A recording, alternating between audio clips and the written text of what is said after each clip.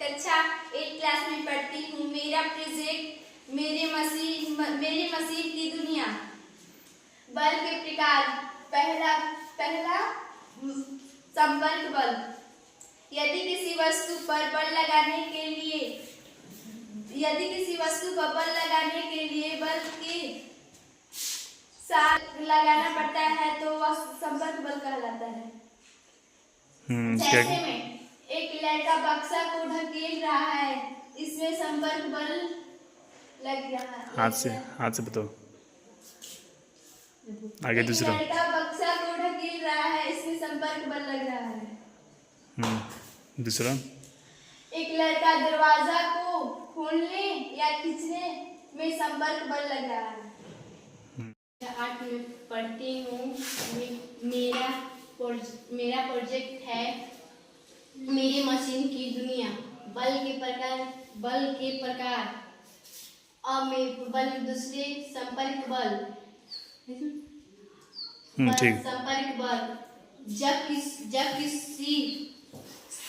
किसी वस्तु पर अन्य किसी वस्तु के संपर्क में बल लगता है तो वह असंपर्क बल कहलाता है। और जैसे नट और हम लोग जानते हैं कि नट और शाऊ दो मिट्टी के 2 ध्रुव होते हैं। नट और शाऊ हिंदी में हम उत्तरी ध्रुव कहते हैं और दक्षिणी ध्रुव कहते हैं। और सामान्य दिशा में एक चुंबक आकर्षित कर लेते हैं, चुंबकीय बल कहलाते हैं। और दूसरा असामान्य दिशा ध्रुव में देख सामने नॉर्थ और साउथ को प्रकर्षित बल कहते हैं और चुंबकीय बल कहलाता है। 2 ध्रुव होते हैं, गुरुत्वाकर्षण बल, और हम जो कुछ फुटबॉल को ऊपर के उछालते हैं तो वो नीचे के बल आता है। नाम साक्षी रानी और मैं कक्षा 8 की छात्रा हूँ। प्रोजेक्ट मेरा मशीन की दुनिया। आइए दोस्तों, आज हम घर्षण के प्रकार के बारे में जानेंगे। पहला घर्षण का प्रकार है स्थैतिक घर्षण। स्थैतिक घर्षण को इंग्लिश में स्टैटिक फ्रिक्शन कहते हैं। और इसके डिफिनेशन के बारे में जानेंगे। स्थैतिक घर्षण तब कार्य करना आरंभ करता है जब हम किसी वस्तु को उसकी विपरीत दिशा से गति की अवस्था में लाने का प्रयत्न करते हैं तब। आइए अब हम एग्जांपल के तौर पर देखेंगे।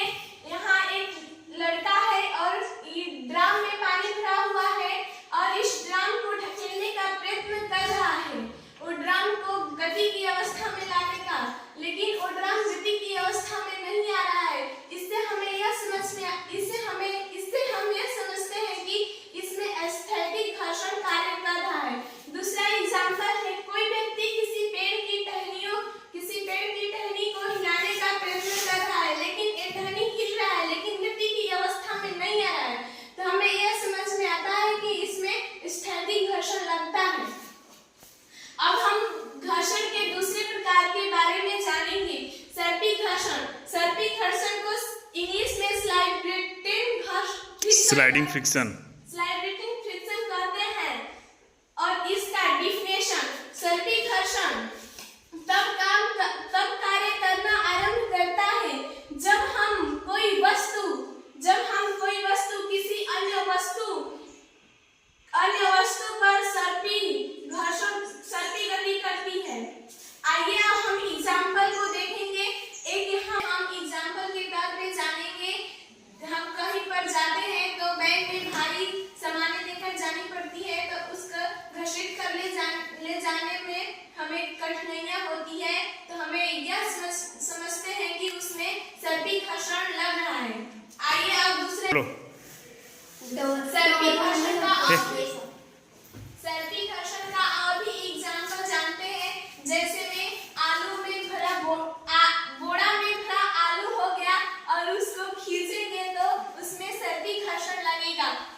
और चावल, जैसे में बोरा में भरा चावल हो गया, उसको भी खींचेंगे तो सर्पिल घर्षण ही लगेगा। अब एक चौकी है और बेलना, और इस पे रोटी सेकते हैं तो रोटी नहीं घूमता है तो सर्पी घर्षण लगता है। बनाने के लिए हम रोटी के लोइये में आटा लगाते हैं तो सर्पी घर्षण आराम से कार्य करने लगता है। के विद्यार्थी हूँ। प्रोजेक्ट मेरी मशीन की दुनिया।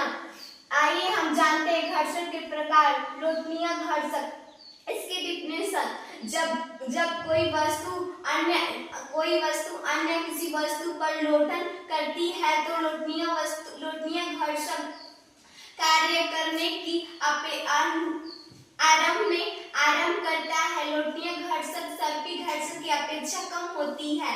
जैसे एग्जाम्पल, किसी ऊंचाई से चक्का टकराता है तो इसमें लोटनिया घर्षण की सहायता होती है। जैसे में बहुत समय पहले बैग का उपयोग होता था, उस बैग ले जाने और आने में सहायता होती है, और अब उस बैग में चक्का हो गया है कि हमें कहीं जाने और आने में सहायता। इस बैग ले जाने में हमें बहुत कठिनाई होती थी, अब इस चक्का ले जाने से हमें बहुत आरामदायक हो गया है। इससे हमें लोटनिया घर्षण ठीक है।